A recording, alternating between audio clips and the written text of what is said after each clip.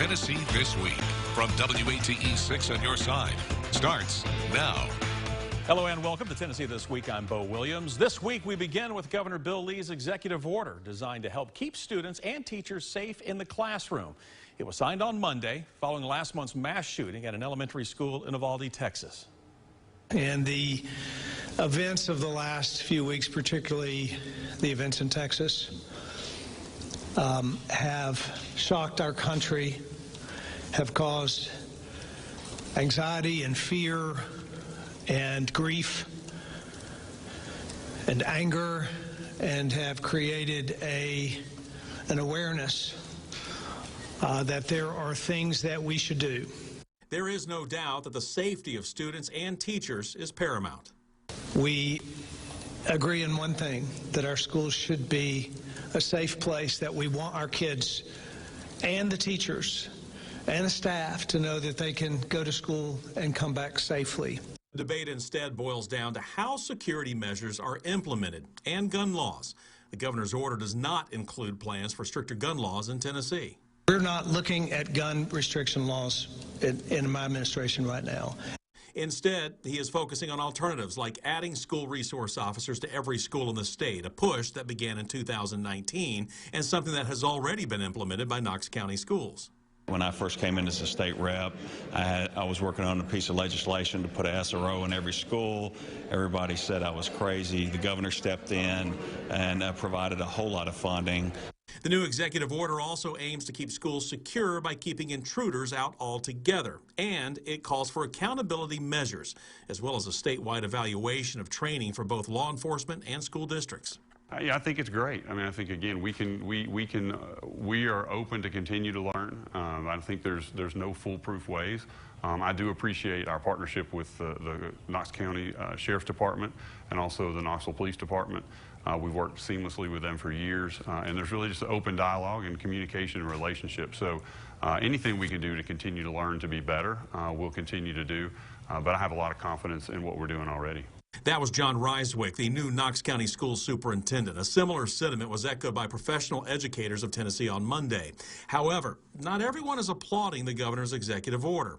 The Tennessee Firearms Association is criticizing it, saying Governor Lee should go further and follow through on a campaign promise to allow teachers to be armed on campus. And more criticism from Tennessee Senate Democrats. Those lawmakers specifically take aim at guns, saying, quote, taking action to reduce gun violence should not come down to party politics, end quote.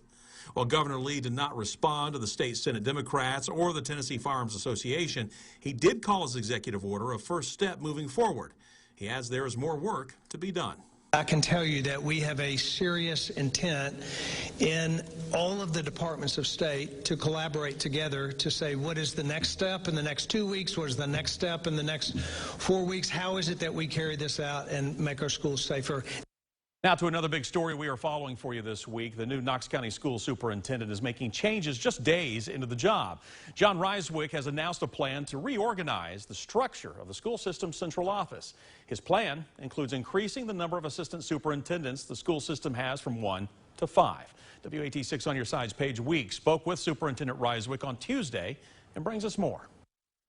We may not have had a person who was kind of in charge of that. We might have had kind of a group of people or different people over different parts. The new assistant superintendents include academics, business and talent, student success, operations, and strategy. They will all be responsible for overseeing a part of the district's operations. This is really about realigning the district. The district wasn't broken. This is really more about taking a good district and trying to make it and improve it and make it even greater. Along with the new assistant superintendents, Knox County Schools will soon be divided into 5 regions with a team assigned to each one. Each team will have a regional director and regional supervisor who will report to Ryswick. We want to make sure that we have checkpoints within there to see how are we progressing. If we're trying something new, we want to see if it's working or not. If it's not, we want to pull that plug before we invest a lot of time, money, and resource into it. The county is being divided into regions to make sure each school has a chance to voice their needs and receive individualized resources instead of a one-size-fits-all solution. All of our communities have different feelings and thoughts about different kinds of things. I think sometimes we miss the individuality of kind of like schools and like communities and how they feel about things. We won't change our 4 priorities. We expect that in all of them. But it could be that the order of those priorities shuffle in a community. This is more kind of on our hot list than that one is. And so we'll have accountability for all of that, but it gives teacher advisory, community advisory groups a chance to kind of embrace those priorities and what they mean for them in that community. That was Paige Weeks reporting. Ryswick named 4 of those 5 new superintendent appointments on Thursday. You see them here on your screen. Everyone on your screen has worked with KCS for more than a decade, some even longer. We'll have discussion on Ryswick's ideas still to come, but first, our panel of pundits weigh in on the governor's school safety executive order right after the break. You're watching Tennessee This Week from WATE, 6 on your side. We'll be right back.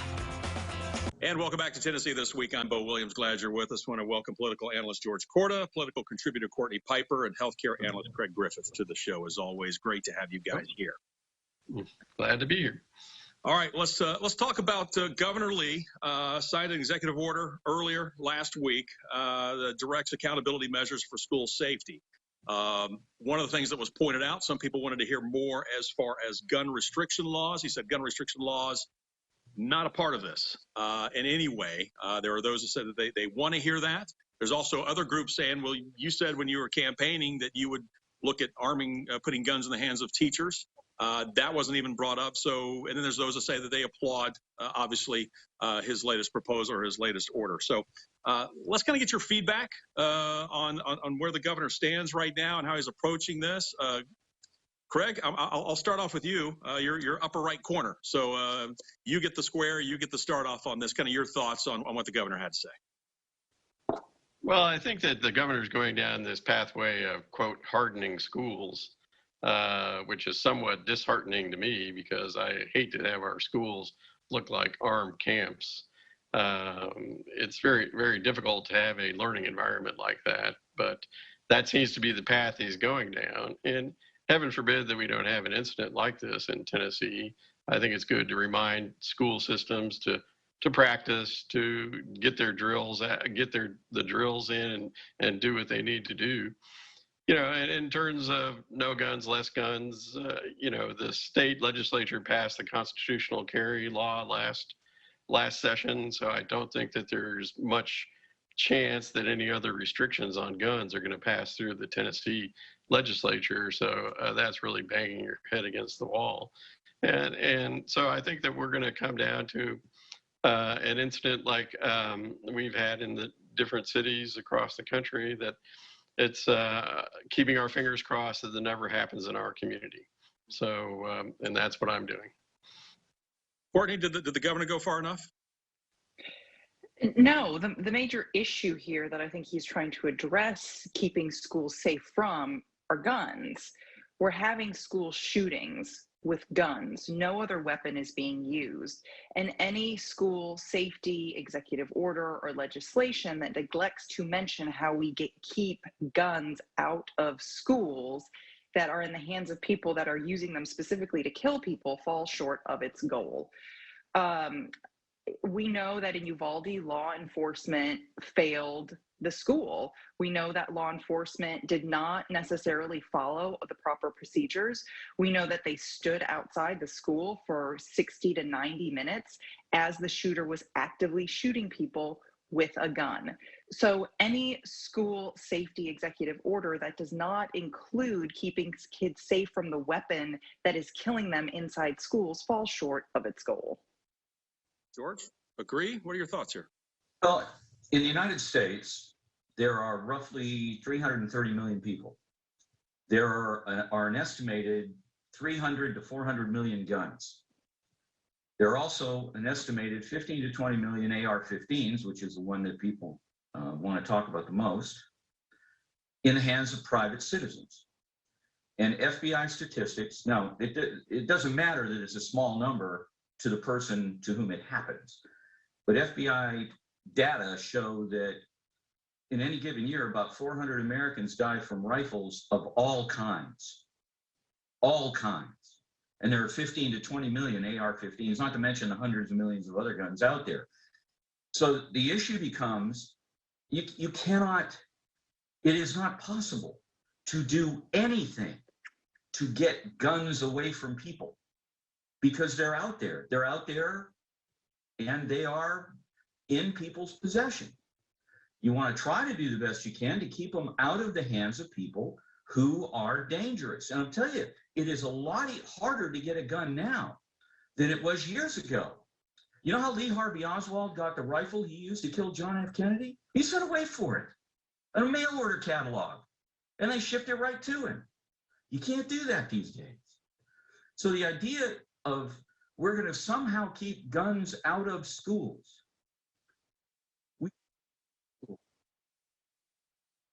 A child to go to school and be scared. And I don't know where I am on this arming teachers, but if one of those teachers had been armed while the police were standing outside for 77 minutes, maybe some lives could have been saved inside the school. I don't know. Also, if that shooter hadn't have bought the gun, the same day, an 18-year-old buying an AR-15, that also would have stopped it completely. Well, then that's an issue for Texas and to look at there. But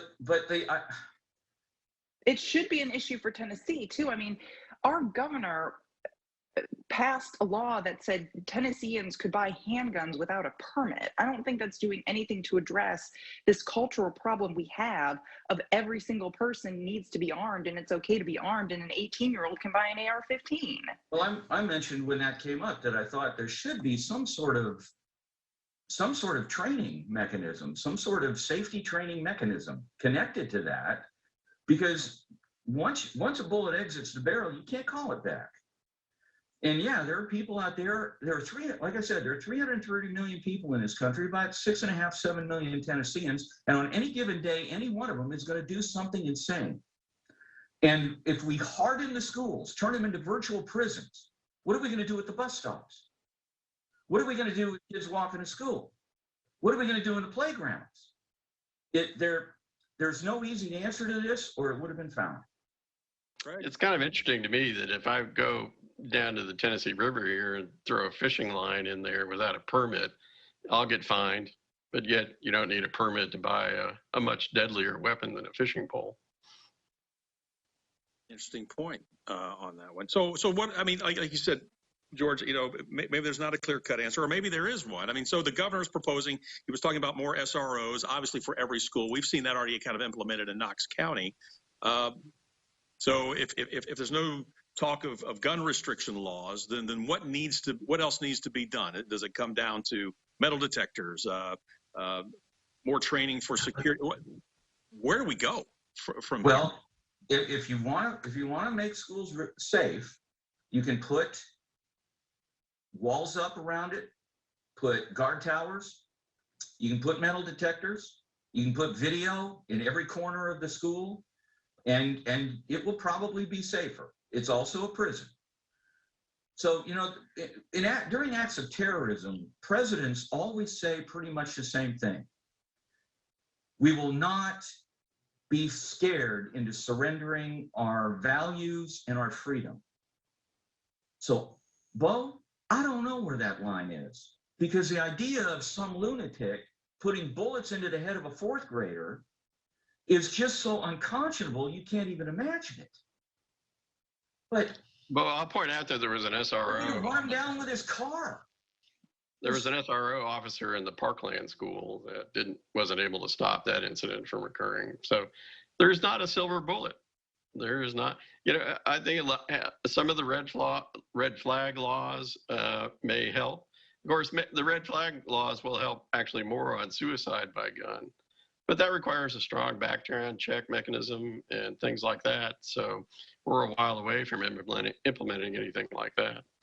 Here's the thing. Yeah, this issue is really difficult if you want to dance around the problem, which are guns. And so if you want to continue to dance around the problem, yes, this is really difficult to solve. Other countries had mass shootings and took swift action in terms of the kinds of weapons that were allowed and not allowed to be sold, age restrictions, background checks, and that sort of thing. And that seemed to stop the problem. But unless the Republicans decide to address what the problem is, which is guns, we're going to continue to wring our hands and say there's no easy answer. No, you run into a very simple statement. The right of the people to keep and bear arms shall not be infringed. And no, there is more to that Second Courtney, Amendment, George, if you keep about going down this road, I'm going to ask you a related question you're not going to like. So you don't want to go down this road. Regulated militia. We can regulate rights. We do it all the time. So therefore, let me ask you this. All right, let me ask you this question. This is a valid question. You want to see more restrictions on gun ownership and gun rights. Is that correct? Yes, like 80% of all Americans. What, to save lives? Is that Yes. one? Would you be willing then to negotiate if somebody says, if we put an end to abortion or restrict it more, it'll save lives? Would you be willing to negotiate abortion rights for gun rights? George, Or that is it not the everything you same want? thing. If- That is apples and oranges and No, Courtney, the other It side most says certainly it's is. saving lives. No, what you're saying is you want It your most certainly is. you saying you want your constitutional right, but you don't want anybody touching the one that you No. support. I'm not trying to take away rights from people at all. Okay, I'm telling so you are that you we willing to regulate are you rights willing to negotiate? We regulate rights all the time. And Are you willing to negotiate? Listen to me, we've already negotiated. In the aspect of abortion, the Supreme Court, Roe versus Wade, said an abortion is legal up until viability, which is 24 weeks. That is regulated. You cannot yell fire in a crowded movie theater. That regulates our right to free speech. Oh, so you you cannot buy Oh. an AR-15 if you are under the age of 21. That is regulating a right. So you can advocate for the change in rights related to shall not be infringed, which is written into the Constitution. But the right you're George, talking you're about, which okay, you're isn't, being misleading because you're not saying what that entire it right doesn't matter, says. Courtney. In the United States, the Wait, government it doesn't has matter never, what the Constitution says? Is that I'm what not you're gonna- saying? All right, I tell you what, guys. a well-regulated militia being necessary to the security of a free state, the right of the people to keep and bear arms shall not be infringed, and the United States government has never tried at any point to disarm the citizenry. I tell you what, guys. Who's talking about disarming? And the with 400 citizenry? million guns in the country, there's a long way to go before anyone. There are almost 1 million abortions in the country every year. Are you willing to negotiate on that point if you It's want more already gun been restrictions? debated and negotiated, George. No, it I mean, hasn't. I don't Courtney, know there's a whole why argument you're going taking on like these nationally. typical Republican talking points and not having any like original thought in this So- conversation. And I haven't heard that let's do abortion rights and gun rights since for 7 years until, it looked like the Republicans were going to be able to get a majority on the Well, here's the point, Supreme Court guys. justices. Here's the Now point. there's no discussion on that. Yes, please Well, give us the man, talking point. I've asked both of you, if you want more gun rights, would you negotiate with someone who says, I may be willing to come to you if you're willing to come to me on abortion? And your answer George, both this is not no. an either or thing. You can Guys, hold your do thought for a second. We one got to head off to the break real without quick. bringing anything else Stay into with it. us. We'll let them keep chatting. We're going to go to the break. More of Tennessee This Week coming up here in just a second. And welcome back to Tennessee This Week. We're going to move on right now and touch on another topic that was big this week. Knox County Schools has a new superintendent, Dr. John Reiswick, taking over and quickly, really wasting no time, came out with this plan, and we're already seeing some of that being implemented with 4 of the 5 assistant superintendents now being named. By the time this airs, we record this on Thursday, we could already have a 5th. And then also his vision just for it's not a one-size-fits-all plan. He's kind of breaking the district into sub-districts to try to give each area, so to speak, different attention for those different communities. So, Courtney, I'm going to start with you, just from what you've heard, and of course, we still have a long way to go here. He's new on the job, but just your impressions out of the gate.